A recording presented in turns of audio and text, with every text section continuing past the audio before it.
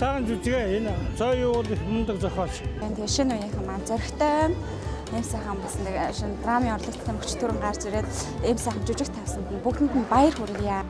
Ур чадрын их өндөр түвшинд тоглолоо. Хятад драм гэдэг бол айгүй хурц байдаг. Монгол хүнд ч гэсэн зарим үедээ бол нэлээд хурц яадаг. Тэгээд тайс бүтээлийн драм бол ийм хурцтай байх хэвээр.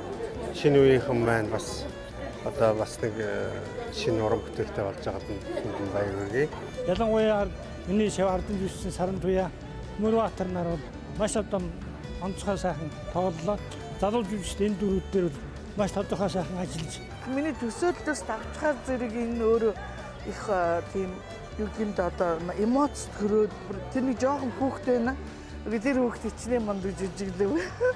Хүн чанараа хүнлэг ёсороо хүнийхээ үднээс хэн нэгнийгээ үргэлж насан туршдаа хайрлж инэрч амьдраасай л гэж надад ботогтлоо доо.